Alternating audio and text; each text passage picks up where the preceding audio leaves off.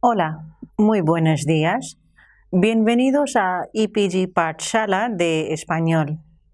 Estamos en el paper 9 que se titula Literatura Medieval.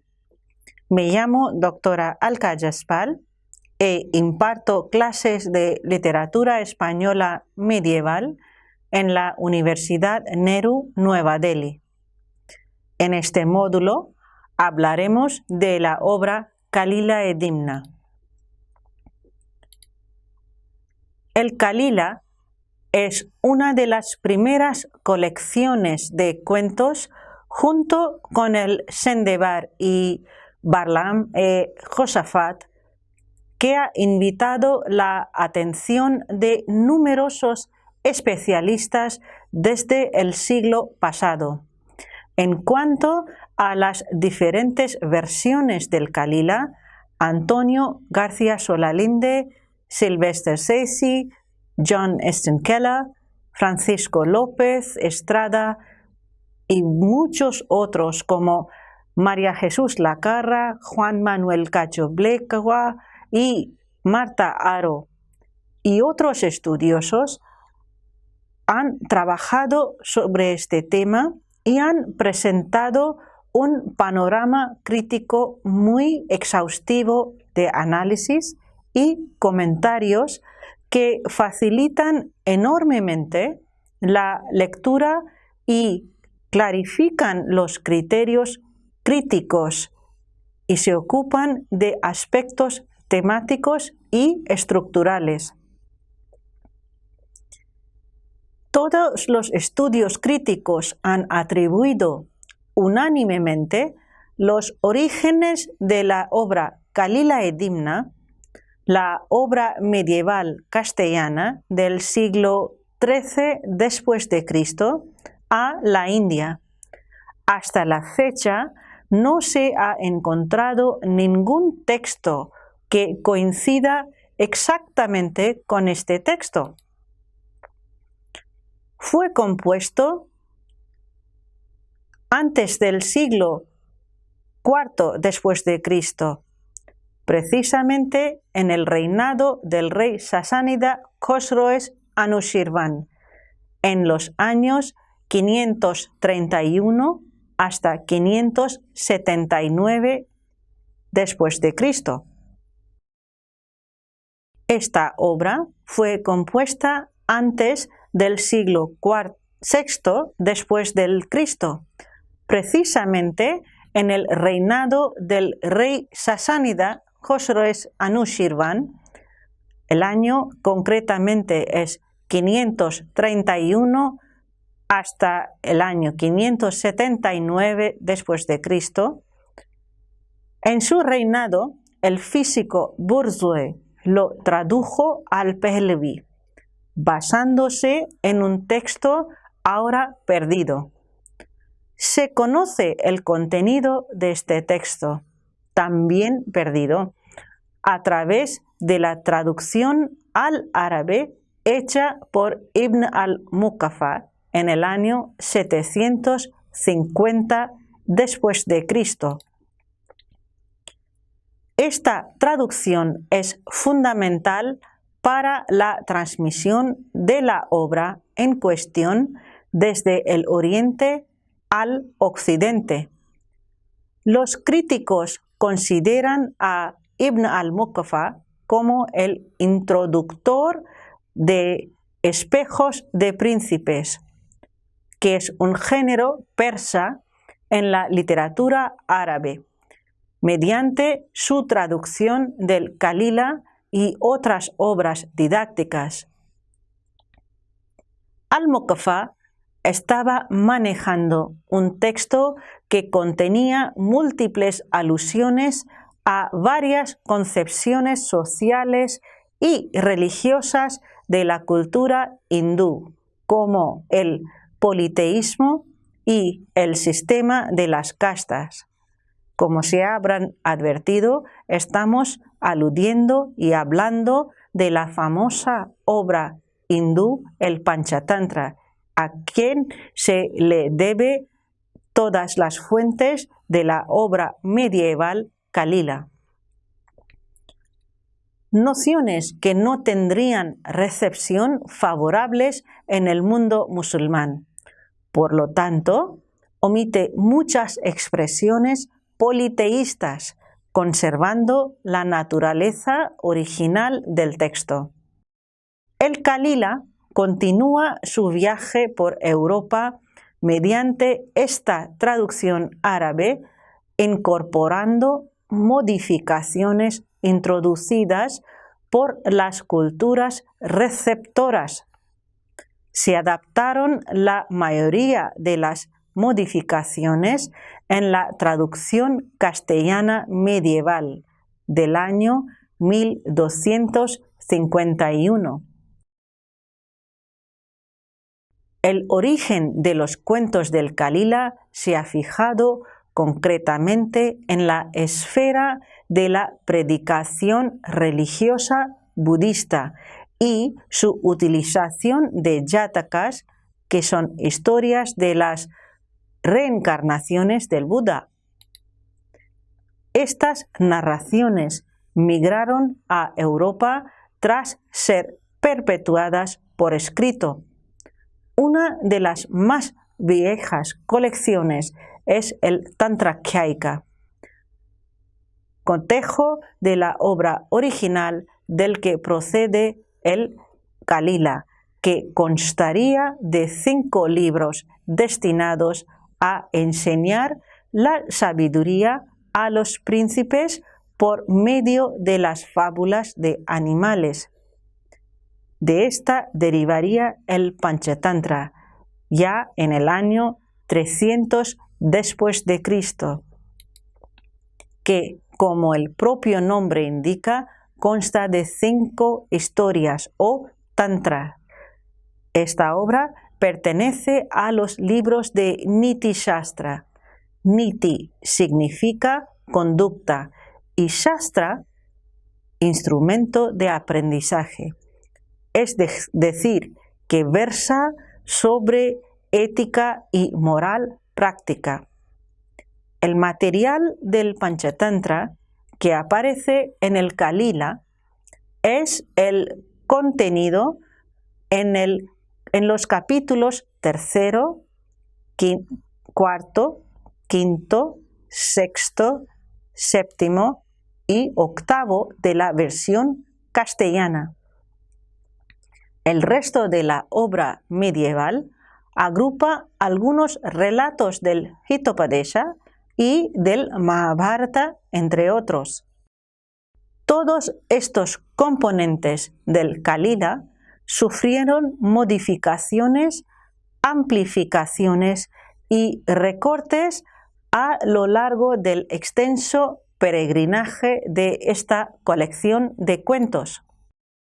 Formalmente, la historia se presenta de forma de ensarto, la caja china, en el marco de los relatos, mediante una serie de preguntas y respuestas entre el filósofo y el rey.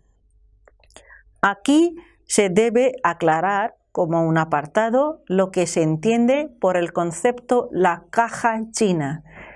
Esto significa que se encaja un cuento o varios dentro de un marco principal de otro cuento. Así tenemos como la famosa muñeca rusa, varias muñecas, una dentro de la otra. Aquí es la misma forma, varios cuentos, uno dentro del otro. Y el final obra como la historia marco. Continuando, a su vez, este diálogo queda unido a un marco narrativo que explica la génesis de la obra y de esta manera intensifica su significado. Su interés para nosotros radica principalmente en que conjuga en su seno un doble propósito. El primero, de acuerdo con su contenido, puede conjugar enseñanzas ético-morales, filosóficas, científicas y teológicas dando lugar a una obra de tal calibre que actuará como manual de conducta e instrucción, dirigido a un destinatario doble, por un lado a los futuros soberanos y por otro la sociedad, fijándose en el individuo en sentido genérico. Y en segundo lugar, ofrece placer a través de la elegancia literaria y la construcción ingeniosa de las obras. Esto se plasma en el ámbito formal en la mezcla de aforismos, anécdotas e historias en el contenido. Los diferentes recursos didácticos, ejemplos, sentencias, preguntas y respuestas servirán para presentar el saber de un modo grato y accesible a los lectores de Kalila.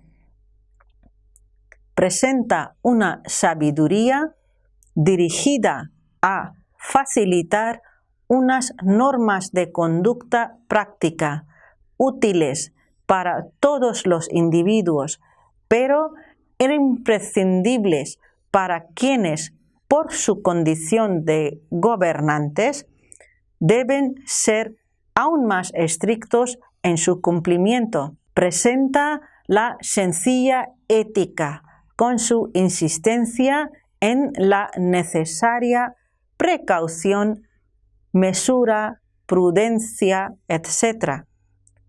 Comporta un matiz conformista, fácil de asimilar por cualquier sociedad inmovilista.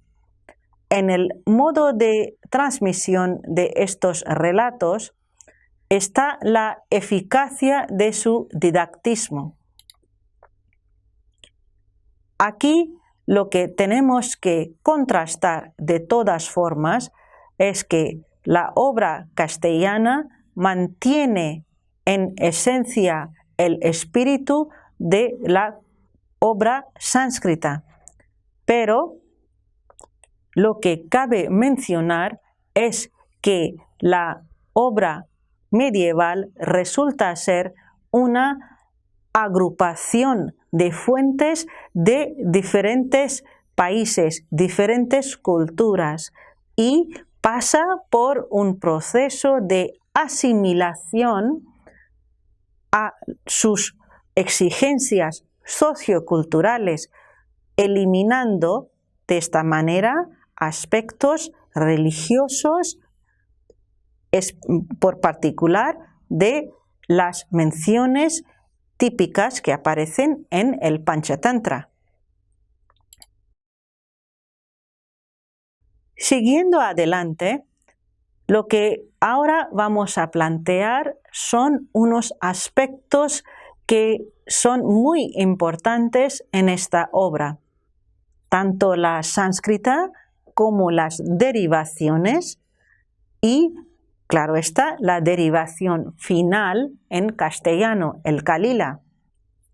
Estamos ya presentando el panorama de 4 diferentes versiones: la sánscrita, Pelmi, siria, árabe, ya llegando al final quinto, que es el castellano medieval.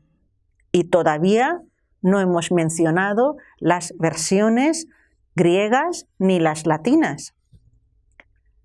Los aspectos que sobresalen en todas estas versiones son procedentes del Niti Shastra. Primera de esta es las relaciones humanas entre el rey e individuo, o el individuo y la sociedad.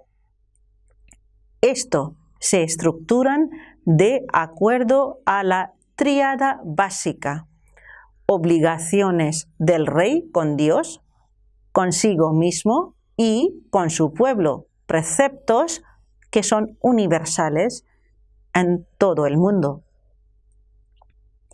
la figura de Dios como juez supremo y el rey por gracia de Dios.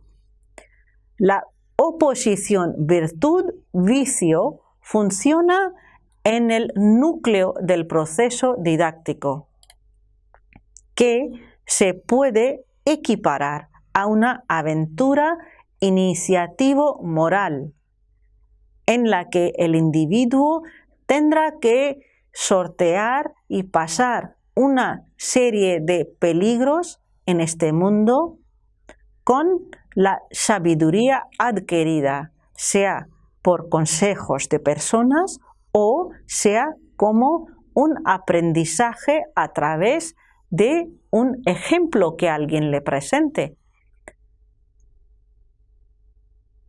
para poder conseguir el preciado galardón, premio y renacer en la verdadera vida, conseguir la fama y conseguir la bendición de Dios. Este proceso solo podrá ser exitoso si se supera la etapa de pruebas, lo cual significa que hay que vencer el mal tanto exterior como interior. El mal aquí significa tanto lo negativo como las externas de la sociedad, como las tentaciones que uno siente en carne y hueso. La clave es un comportamiento perfecto, idóneo, que está avalado por la fe en cuanto al terreno religioso y, por otra parte, por la sabiduría en el plano ético-moral. Por lo que respecta a las relaciones del rey o el individuo con el prójimo, con la sociedad en la que vive, se demanda una conducta intachable que sirva de ejemplo. La relación entre el maestro y el discípulo abarca sentimientos de admiración, respeto, obediencia, confianza, cariño e incluso veneración. La amistad como elemento integral tiene su génesis en el amor y se potencia con la verdad, la justicia y la lealtad hacia su maestro. Hay distintos matices de la amistad rota, la pura y, por supuesto, está la enemistad. En cuanto a las mujeres, se considera que éstas arrastran al hombre al pecado, principalmente con dos armas: la hermosura, que genera el enamoramiento y anula la voluntad, y su alta capacidad para engañar. Aquí hace falta matizar un poco más. Esta ha sido la perspectiva del Kalila, quiere decir que a la mujer se le considera que arrastran el hombre al pecado, es la eterna pecadora, la Eva que llevó al Adán a la caída. Por lo tanto, pero la literatura oriental, el Panchatantra, el Hitopadesha, por ejemplo, no presentan esta postura. Claro está que las fábulas presentan una imagen misógina de la mujer, pero no quiere decir que solo existan mujeres negativas. Al contrario, el Panchatantra y Hitopadesha y Mahabharata presentan imágenes de mujeres en toda su variedad, toda su representación social. Hay mujeres malas, engañadoras, pero también las hay santas y buenas y muy sabias. Lo que la obra y el precepto quiere subrayar es que sea hombre o sea mujer, tiene que tener la perspicacia, la sabiduría de poder juzgar la situación, poder juzgar las personas que tiene delante, no separarlos por género, sea varón o hombre, sencillamente juzgar la postura que llevan de cómo son y obrar según aquello. Esto significa la niti. Esto es lo que se cambia en las versiones occidentales, donde ya se nos presenta la imagen de la mujer como la eterna pecadora. La obra también habla de la cortesía y de las buenas maneras junto con el honor y la fama, la fortaleza, la paciencia, castidad, honestidad y la vergüenza, y también el guardar la puridad o el secreto. Esta sabiduría se refuerza con la justicia, la piedad, la misericordia y la obediencia y la lealtad y la fidelidad. Es la moderación, la mesura, el justo medio que rige el comportamiento ético del individuo con todas sus esferas de actuación. Aquí se dan cuenta que aquí están presentando en la obra occidental, en el Kalila, todos los aspectos religiosos de acuerdo a la Biblia, a la religión cristiana: el honor, la fama, fortaleza, castidad, honestidad, etc. Lo cual no quiere decir que en el Panchtantra no hagan hincapié, que no den importancia a estos aspectos, pero allí también lo importante es que presentan una visión más realista de la sociedad en la que funcionamos. No todo es blanco y negro, mientras que en la obra castellana nos presenta todo como en blanco o en negro. En la obra sánscrita hay espacios grises, porque todo se promueve de acuerdo a la situación social de cada personaje. Por ejemplo, lo que es el obrar bien para una persona o obrar mal para otra depende de la postura y la situación de cada uno. Hoy en día también se dice: no hay mentiras ni verdades, también hay mentiras piadosas. En el Kalila podemos señalar dos aspectos diferentes de la predestinación. Significa el destino, el futuro. Están designados a su vez con términos diversos.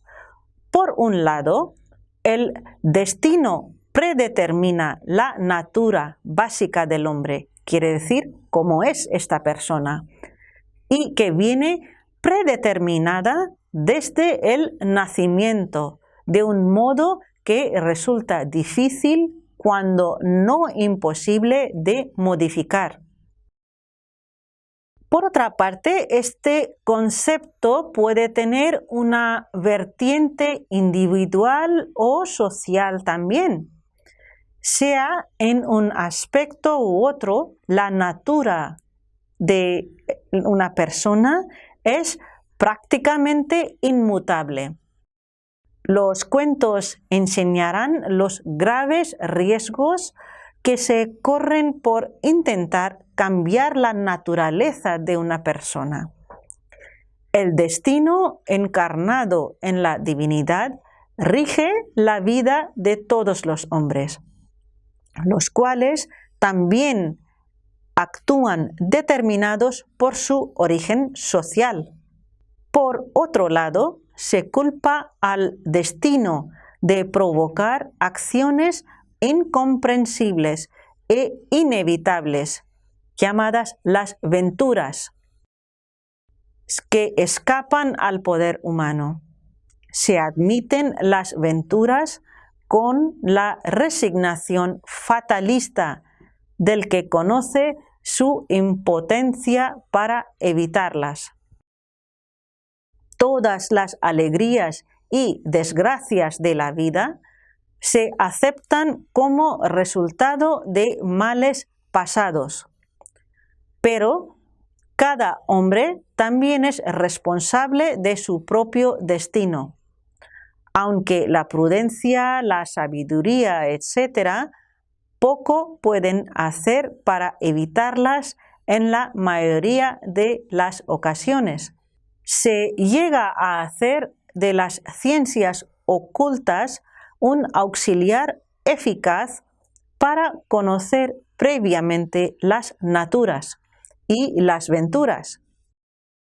Sin embargo, en la mayoría de las ocasiones, el hombre será incapaz de evitar lo predestinado.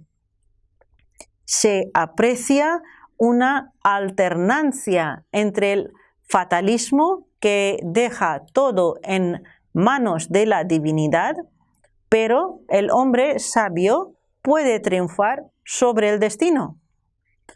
Así que no se aprecia un determinismo absoluto, porque algunos de los valores preferentes ayudan a vencer al destino. La Edad Media vio en este libro una colección de consejos saludables para su rey y para su pueblo, y no vaciló en traducirlo y asimilarlo a la literatura más afortunada del tiempo, la de consejos y castigos, llamada El Conde Lucanor, del infante don Juan Manuel. También se las incorpora en los castigos y documentos atribuidos al rey Sancho IV. También aparecen en el libro de los gatos o de los cuentos. Aparece en libro de ejemplos por ABC y muchos otros, y entre ellos el de los engaños y los asallamientos de las mujeres, que es una obra de índole negativa en el sentido que presenta la imagen completamente negativa y misógina de las mujeres. También en la obra de Arcipreste Ita vemos muchas apreciaciones de este tipo variadas e eminentes de la predilección medieval por esta literatura nómica, moralizadora, y aún encontraríamos en estos libros y en mayor o menor cantidad el recuerdo directo o vago de los cuentos del Calila e Dimna. Ahora vamos a seguir algunos fragmentos de la obra. El primero es el cuento del cuervo y la culebra. Empieza como un ensarto, como ya comenté. Se plantea la problemática en voz de uno de los personajes, sea Calila, Dimna o otro personaje que viene en relación del cuento. En esta empieza Dimna. Dijo Dimna: dicen que un cuervo había su nido en un árbol en el monte. Había cerca de él una cueva de una culebra. Culebra significa serpiente. Cada que sacaba los pollos, comíaselos la culebra. Después que se lo hubo hecho muchas veces, hubo el cuervo muy gran cuita, querellóse a un su amigo de los lobos cervales, dijo: quiero ir a la culebra picarle los ojos, por ventura quebrantárselos si tú me lo aconsejaras, habré esperanza de holgar. Aquí, ¿qué dice el cuervo? Dice que está desesperado porque cada vez que pone huevos, la culebra, la serpiente, se la come. Entonces el cuervo quiere matarlo y va a un amigo suyo, el lobo cerval, y le plantea la situación, a lo cual su amigo le contesta: ¡ay, qué mala arte es esa que tú cuidas hacer! Le contradice. ¿Por qué? Dice que él ya tiene que tomar otras medidas, porque no se puede matar al enemigo de manera tan directa. Hay que engañarlo y hacer que la situación se crea de tal manera que el enemigo esté aniquilado. Este cuento, como ya les sonará, también viene del Panchatantra. El siguiente es de la garza, las truchas y el cangrejo. También es un cuento muy famoso en el cual la garza lleva a las truchas desde un lago donde ya hay mucha sequía y las truchas se están muriendo. La garza les promete que les lleva a salvo a otro lago donde hay mucha agua. El cangrejo teme algo negativo, se ofrece para el traslado y en el camino, cuando se da cuenta, mata a la garza. Sigue el cuento así: trabájate de al, porque hayas lo que quieras e non faga mal. Et guárdate que no sea tal como la garza que hizo matar al cangrejo y mató a se.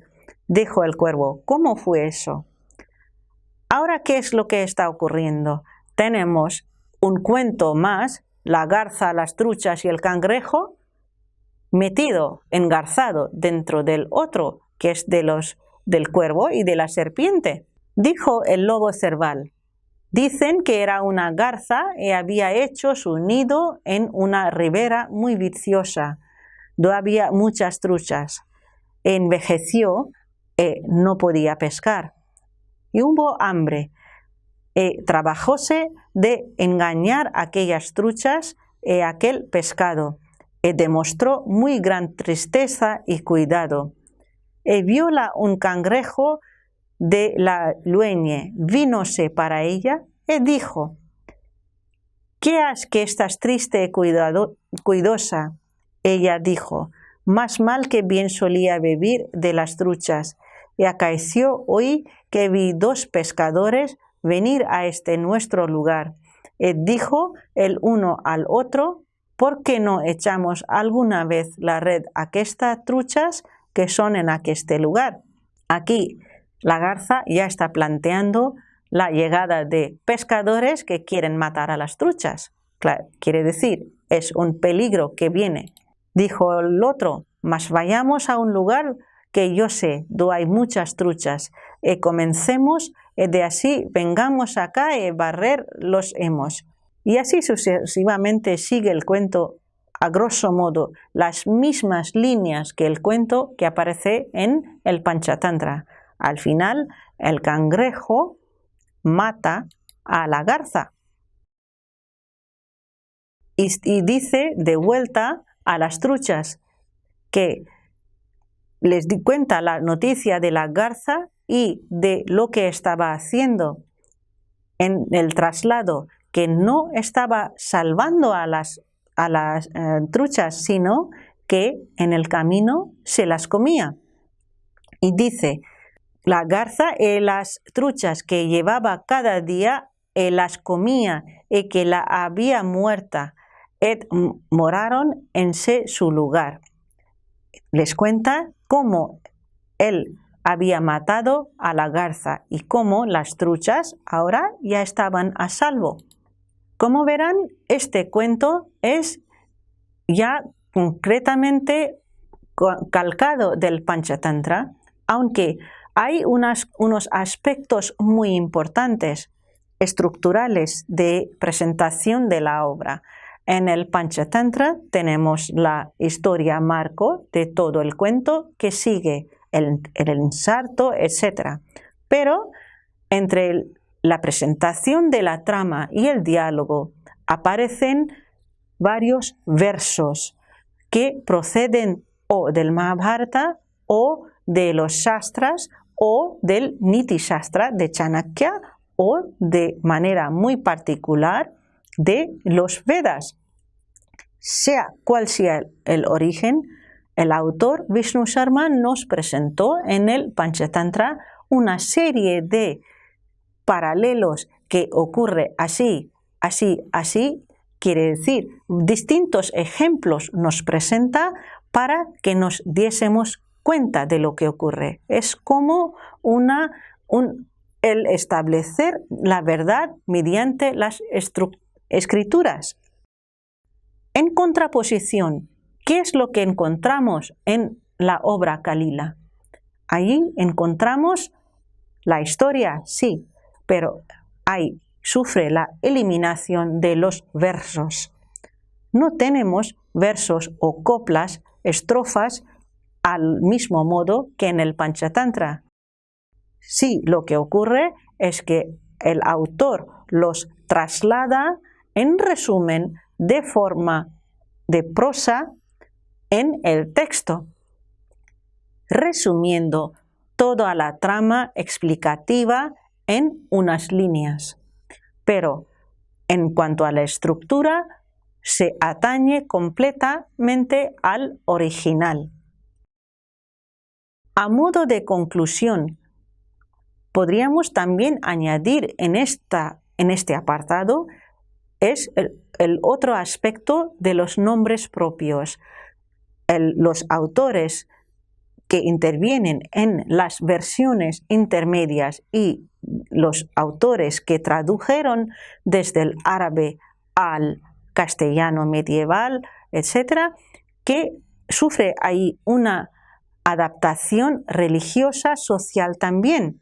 Social en el sentido de que los nombres propios se eliminan en Panchatantra, si se fijarán, cada pescado, garza y el cangrejo tienen un nombre que es autoexplicativo de su naturaleza. Es un aspecto que se elimina por completo en las derivaciones. Así, como final, podríamos afirmar que estos componentes del Kalila sufren muchas modificaciones, ampliaciones y recortes a lo largo del extenso peregrinaje de esta colección de cuentos desde la India, ya del siglo IV después de Cristo, hasta la Europa medieval del siglo XV. Muchas gracias.